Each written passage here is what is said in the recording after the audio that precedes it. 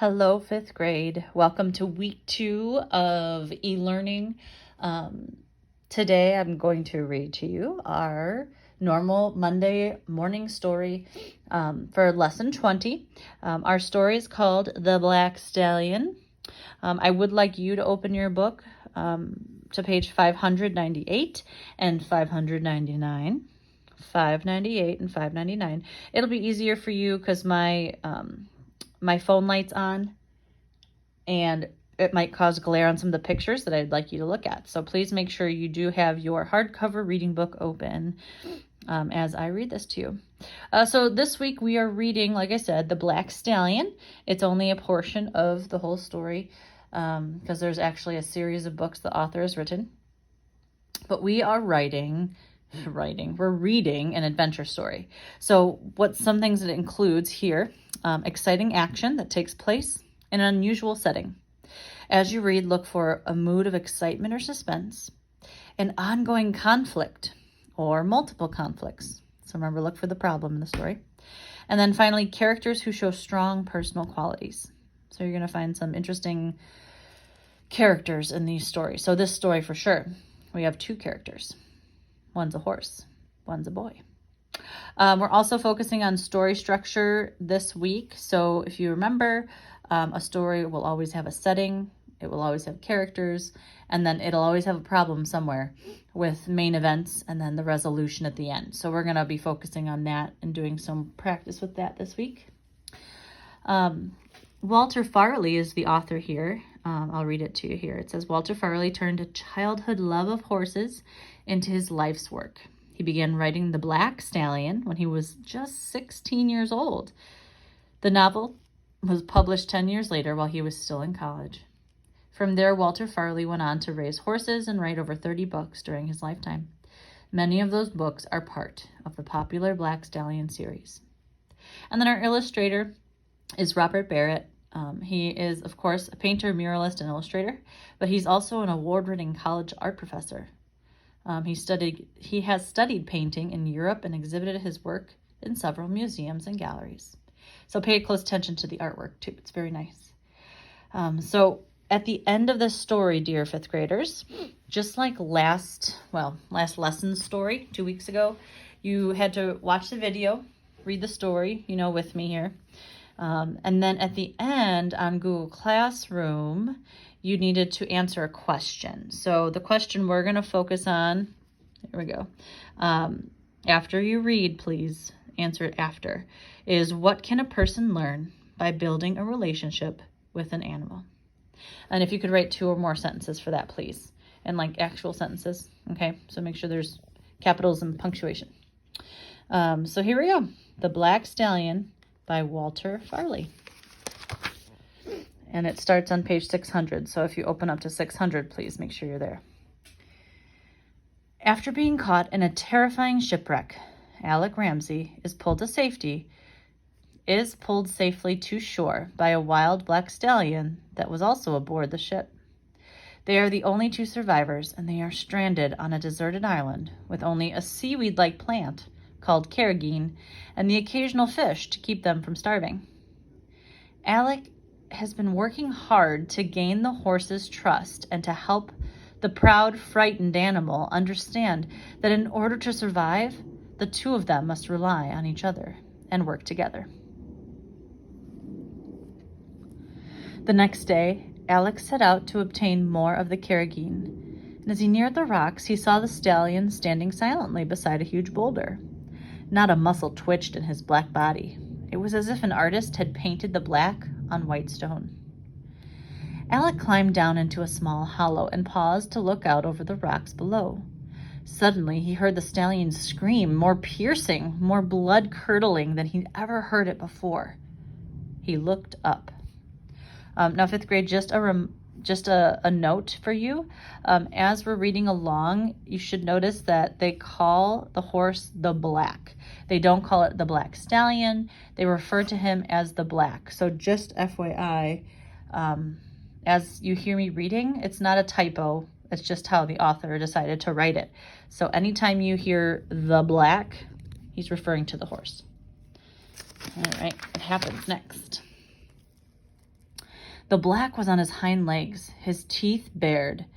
Then, with a mighty leap, he shot away from the boulder toward Alec. Swiftly he came, faster with every magnificent stride. He was almost on top of him when he thundered to a halt and reared again. Alec jumped to the side, tripped on a stone, and fell to the ground. High above him, the black's legs pawed the air and then descended 3 yards in front of him. Again, he went up and down. Again and again, he pounded. The ground on which Alec lay shook from the force of his hooves. The stallion's eyes never left the ground in front of him. Gradually, his pounding lessened and then stopped. He raised his head high and his whistle shrilled through the air. He shook his head and slowly moved away, his nostrils trembling. Alec regained his feet and cautiously made his way toward the torn earth, his brain flooded with confusion. There, in front of him, he saw the strewn parts of a long yellowish black body and the venomous head of a snake, crushed and lifeless. He stood still. The suddenness of discovering life, other than the black and himself on the island, astounding him. Sweat broke out on his forehead as he realized what a poisonous snake bite would have meant: suffering and perhaps death. Dazed, he looked at the stallion just a few feet away. Had the black killed the snake to save him? Was the stallion beginning to understand that they needed each other to survive? Slowly, the boy walked toward the black. The stallion's mane swept in the wind. His muscles twitched. His eyes moved restlessly, but he stood his ground as the boy approached. Alec wanted the horse to understand that he would not hurt him. Cautiously, he reached a hand toward the stallion's head. The black drew it back as far as he could without moving. Alec stepped closer and to the side of him. Gently, he touched him for an instant. The stallion did not move. Again, Alec attempted to touch the savage head. The black reared and shook a little. Alec said soothingly, "Steady, black fellow.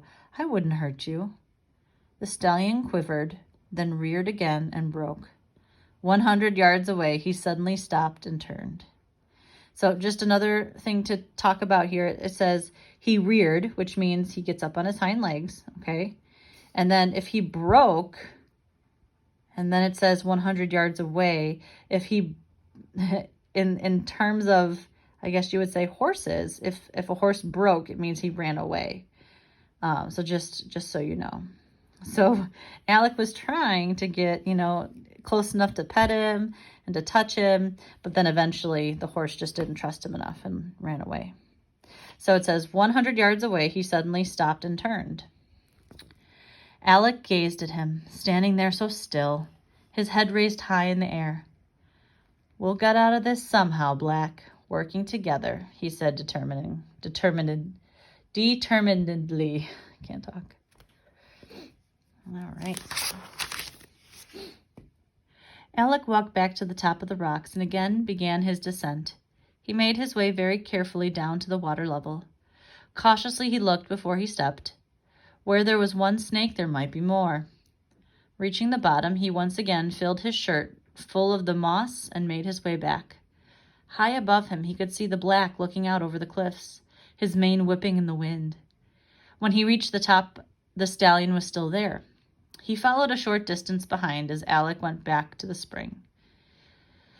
Days passed, and gradually the friendship between the boy and the black grew. The stallion now came at his call and let Alec stroke him while he grazed. One night, Alec sat within the warm glow of the fire and watched the stallion munching on the carrageen beside the pool. He wondered if the stallion was as tired of the carrageen as he. Alec had found that if he boiled it in the turtle shell, it formed a gelatinous substance, which tasted a little better than the raw moss. A fish was now a rare delicacy to him. The flame's shadows reached out and cast eerie ghost-like patterns on the black's body. Alec's face became grim as thoughts rushed through his brain. Should he try tomorrow? Did he dare attempt to ride the black? Should he wait a few more days? Go ahead. Tomorrow.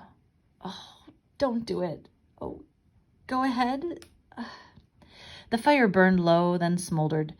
Yet Alec sat beside the fire, his eyes fixed on that blacker-than-night figure beside the spring. The next morning, he woke from a fitful slumber to find the sun high above. Hurriedly, he ate some of the carrageen. Then he looked for the black, but he was not in sight. Alec whistled, but no answer came. He walked toward the hill. The sun blazed down and the sweat ran from his body. If it would only rain. The last week had been like an oven on the island. So just over here where you see the number 10, Alec is thinking in his head, right? It says thoughts rush through his brain. So right here where he's talking about, should he try it tomorrow? Did he dare attempt to ride the black?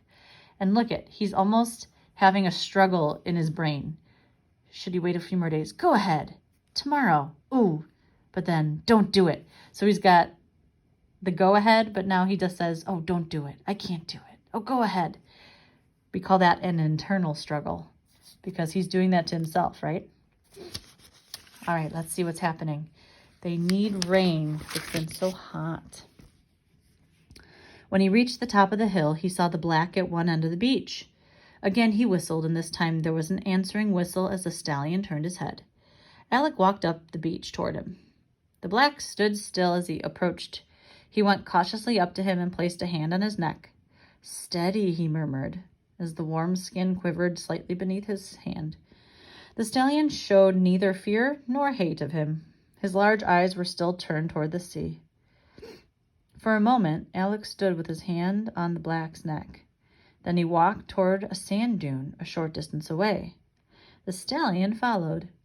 He stepped up the side of the dune, his left hand in the horse's thick mane. The black's ears pricked forward. His eyes followed the boy nervously. Some of the savageness returned to them. His muscles twitched. For a moment, Alec was undecided what to do. Then his hands gripped the mane tighter, and he threw himself on the black's back. For a second, the stallion stood motionless. Then he snorted and plunged. The sand went flying as he doubled in the air. Alec felt the mighty muscles heave. Then he was flung through the air, landing heavily on his back. Everything went dark. Alec regained consciousness to find something warm against his cheek. Slowly he opened his eyes. The stallion was pushing him with his head. Alec tried moving his arms and legs and found them bruised but not broken. Wearily he got to his feet. The wildness and savageness had once more disappeared in the black. He looked as though nothing had happened. Alec waited for a few minutes, then once again led the stallion to the sand dune. His hand grasped the horse's mane, but this time he laid only the upper part of his body on the stallion's back, while he talked soothingly into his ear. The black flirted his ears back and forth as he glanced backward with his dark eyes. So just right here on this page and the page before, it kind of shows us something about Alec. I like this part over here. So he gets flung off the horse, right? And it says everything went dark. So he probably lost consciousness for a little bit, right? Because at the top it says he regained consciousness. But think about that. That's a big fall off a pretty big horse. And what kind of characteristic would you say he has if he would get up and try again? Think about that. All right, moving on. Here we go. What happens? See, I'm not going to hurt you, Alec murmured, knowing it was he who might be hurt. After a few minutes, Alec cautiously slid onto his back. Once again, the stallion snorted and sent the boy flying through the air. Alec picked himself up from the ground, slower this time. But when he had rested, he whistled for the black again. The stallion moved toward him. Alec determinedly stepped on the sand dune and once again let the black feel his weight. Gently he spoke into a large ear. It's me. I'm not much to carry. He slid onto the stallion's back. One arm slipped around the black's neck as he half reared. Then, like a shot from a gun, the black broke down the beach. His action shifted, and his huge nostrils seemed to make him fly through the air. I said huge nostrils. I meant his huge strides seemed to make him fly through the air. Alec clung to the stallion's mane for his life. The wind screamed by, and he couldn't see. Suddenly, the black swerved and headed up the sand dune. He reached the top and then down. The spring was a blur as they whipped by. To the rocks he raced, and then the stallion made a wide circle, his speed never diminishing. Down through a long ravine he rushed. Alec's blurred vision made out a black object in front of them. And as a flash, he remembered the deep gully that was there. He felt the stallion gather himself. Instinctively, he leaned forward and held the black firm and steady with his hands and knees. Then they were in the air, sailing over the black hole. Alec almost lost his balance when they landed, but recovered himself in time to keep from falling off. Once again, the stallion reached the beach, his hoofbeats regular and rhythmic on the white sand. Man, so here in the pictures you can see he finally got on, and the horse took him around. It even jumped him over a huge black hole, a big gap that he actually jumped over. Pretty impressive. So here we go, page 611. The jump had helped greatly in clearing Alec's mind. He leaned closer to the stallion's ear and kept repeating, "Easy, Black, easy." The stallion seemed to glide over the sand, and then his speed began to lessen. Alec kept talking to him. Slower and slower ran the black. Gradually he came to a stop. The boy released his grip from the stallion's mane, and his arms encircled the black's neck. He was weak with exhaustion, in no condition for such a ride. Wearily he slipped to the ground. Never had he dreamed of that a horse could run so fast. The stallion looked at him. He held his head high, his large body only slightly covered with sweat. That night Alec lay wide awake, his body aching with pain, but his heart pounding with excitement. He had ridden the black. He had conquered this wild, unbroken stallion with kindness. He felt sure that from that day on the black was his alone. But for what? Would they ever be rescued? Would he ever see his home again? Alec shook his head. He'd promised himself he wouldn't think of that anymore. The next day he mounted the black again. The horse half reared but didn't fight him. Alec spoke softly in his ear, and the black stood still. Then Alec touched him lightly on the side, and he walked. A long, loping stride. Far up the beach they went. Then Alec tried to turn him by shifting his weight and gently pushing the stallion's head. Gradually the horse turned. Alec took a firmer grip on his long mane and pressed his knees tighter against the large body. The stallion broke out of his walk into a fast canter. The wind blew his mane back into the boy's face. The stallion's stride was effortless, and Alec found it easy to ride. Halfway down the beach, he managed to bring him back again to walk. Then, to a complete stop. Slowly he turned him to the right and then to the left and then around in a circle. So here he's practicing like maneuvering, so he knows how to help control the black as he rides him. So, man, he's a determined boy. Here we go, page 612. Long but exciting hours passed as Alec tried to make the black understand what he wanted him to do. The sun was going down rapidly when he walked the stallion to the end of the beach. The black turned and stood still. A mile of smooth white sand stretched before them. Suddenly, the stallion bolted, almost throwing Alec to the ground. He picked up speed with amazing swiftness. Faster and faster he went.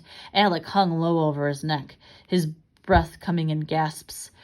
Down the beach, the stallion thundered. Tears from the wind rolled down Alec's cheeks. 3/4 of the way, he tried to check the black's speed. He pulled back on the flowing mane. "Whoa, Black," he yelled, but his words were whipped away in the wind. Swiftly, the stallion neared the end of the beach, and Alec thought that his breathtaking ride of yesterday was to be repeated. He pulled back harder on the mane. Suddenly, the black's pace lessened. Alec flung one arm around the stallion's neck. The black shifted into his fast trot, into his fast trot, which gradually became slower and slower until Alec had him under control. Overjoyed, he turned him and rode him over the hill to the spring. Together they drank the cool, refreshing water. With the days that followed, Alec's mastery over the black grew greater and greater. He could do almost anything with him. The savage fury of the unbroken stallion disappeared when he saw the boy. Alec rode him around the island and raced him down the beach, marveling at the giant strides and the terrific speed. Without realizing it, Alec was improving his horsemanship until he had reached the point where he was almost a part of the black as they tore along. The end. So, please, at this point, if you could make sure that you go back to Google Classroom, go back to where the instructions are. It just has a question for you. And after you're done, of course, please click the turn in button. And that's what I'd like you to do for the story today. Don't forget, too, there's, of course, vocab boxes or vocab slides, which you can choose. If you do the boxes, you have to make your own in your journal. So there still should be 10 as usual. You should have the word, the definition, and a picture with each one. And then you'll have a spelling page today. We'll do some math, which will be a video, and then also there'll be a little history, a little one, and it'll be a video. So just things to look forward to, and I'll be seeing you for sure at 2:30 for our Zoom meeting, if you can make it. So see you guys in a little bit.